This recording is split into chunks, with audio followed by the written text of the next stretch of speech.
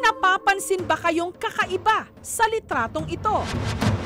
Kuha ng magtiyahing Joy at Ariel na minsan nagbakasyon sa Lusok Cave sa Calayan Group of Islands.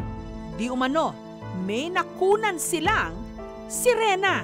Around 9 o'clock ng morning, nagpunta po kami ng cave. Yung lumalangoy po yung mga pamangking ko. Tapos, kinuhanan ko sila ng picture. Nung nakauwi na po kami, doon na po namin na-scan yung picture. Wala naman daw silang kasabay noon sa kuweba. Kaya laking pagtataka ni Joy nung may nakunan siya na parang kasama ni Ariel sa litrato. Sa malalayong mga isla ng Calayan, meron daw nakitang sirena at nakuhanan pa raw ito ng litrato. Totoo kaya o karugtong lang ng isa sa walang kamatayang mga kwento-kwento ng bayan? May mukha raw ito, nakakorte ang dibdib at parang may itim na buntot. Malakas daw ang kutob nila na sirena talaga ito dahil ang tubig daw noon sa kuweba mapanghi. Dahil dito, pumunta ang aming team sa Lusok Cave.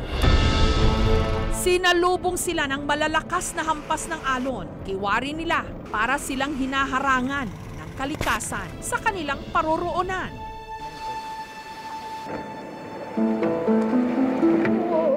Pero matapos ang humigit kumulang 1.5 oras, nakarating din sila sa Lusok Cave.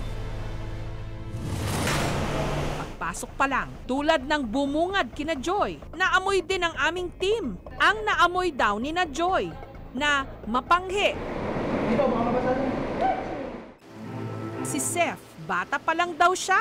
Kalat na ang mga kwento-kwento tungkol sa sirena sa kanilang lugar. Pinaniniwalaan po nilang may sirena daw na nandito po dahil dun sa upuan na nakahugis po sa baba. Sa kalapit na barangay sa Lusok Cave, meron daw di umano trono ng mga sirena at ang tawag daw nila rito, nagtugaw o umupo. Limestone ito na may taas na 5 talampakan. Merong mga kababalaghan na nangyayari po daw dito po. Kinento po ng tatay po namin na yung isa pong mangingisda na pumupunta dito, naghagis siya po ng lambat, parang may humahagis din pong lambat sa kanyang, doon sa likod po niya, na yung time na yun wala daw ho siyang nakuha. Ang dating mangingisda at dati ring kapitan ng barangay Magsidel na si Mang Amante, sumusumpa na nakakita na raw siya ng sirena. Lumapit kami dito sa harap ng may malaking tubig. Sabi ni lola ko na inawakan niyang kamay ko. Bakit lola ka ako? Basta hawak kamay tayo. Kasi nandyan na naman yung sirena. Babae ang itsura kasi yung buhok ay mahaba. Sa Bulacan, may grupong naniniwala at nananaliksik sa mga hiwaga katulad ng mga sirena. Aring masabi nating nagmula ito sa ancient Babylonia. Merong paniniwala sila sa reliyon tungkol kay Tiamat na isang dragon. Si Tiamat ay merong mga creatures, no? At isa doon ay ang mga sirena. Kung paano siya kumalat sa iba't ibang bahagi ng mundo, dahil kasi ang dagat ay iisa. Katunayan, dito sa Atimonan, Quezon, daang taon na ang kwento-kwento tungkol sa sirena. Kaya nga raw ba may rebulto pa ng sirena sa kanilang lugar na hanggang ngayon nagsisilbing landmark. Ayon sa kwento-kwento, minsan daw may umibig na lalaki sa isang sirena. Pero nabigo ang sirena. Kaya ito naghimagsik. Natuklasan noong panganay na siya'y pinagtaksilan ng kanyang katipan at ng kanyang busong kapatid. Kaya sumama ang loob niya. Paghimagsik ng damdamin ng sirena dahil sa pagtataksil, kinuha niya yung buhay ng lalaki. At ang ilog daw na naging saksi sa lahat ng ito, ang Ilog Maling. Sa ganda ng ilog, hindi mo aakalain na makailang beses na pala itong kumuha ng buhay. Konektado raw kasi ang ilog sa dagat kung saan di umano naglalagi ang sirena. Kukuha siya ng buhay taon-taon. Yan ang kanyang sumpa sa pagtataksil ng dalawa.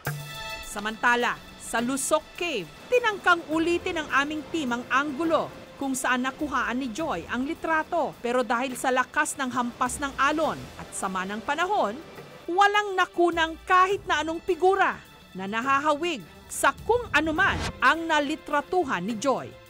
Yun po ay shadow ng bato dahil hindi nga po natatagusan ng ilaw, kaya nangingitim siya dahil meron siyang shadow.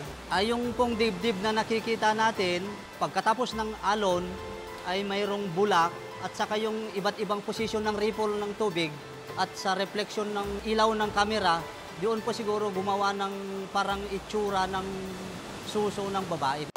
At paglilinaw ng tourism officer, ang mapanghi o masangsang na amoy na nalalanghap sa Lusok Cave, hindi raw galing sa sirena, kundi sa mga paniki at sa mga patay na isda. Hindi po kami naniniwala ng mga sirena dahil yun ay gawa-gawa lang ng mga matatanda noon para panakot ng mga bata para hindi sila pupunta sa mga delikadong lugar. Pinasuri rin namin sa isang eksperto ang litrato ni Joy. Merong object sa ilalim, korte tao, hindi natin masabi siya o kung puno, bato siya kasi sa ilalim ng tubig, hindi naman puro itim, maaring may clay, maaring yung ilaw na pumapasok sa anggulo ng ilaw na iilawan sa bandang ilalim, mga bato-bato, posible. Nakapagtataka na hindi napansin na merong, sino tong nasa tabi natin lumalangoy? Maaring nga na parte lang ng bato yun. Hindi raw makakapagsinungaling ang litrato. Pero kayang-kaya pa rin nitong laruin o paniwalain ang napakalikot nating imahinasyon at ipagpatuloy ang hindi mawala-walang mga kwento-kwento at paniniwala tungkol sa mga sirena kahit na wala pa ring matibay na pruweba.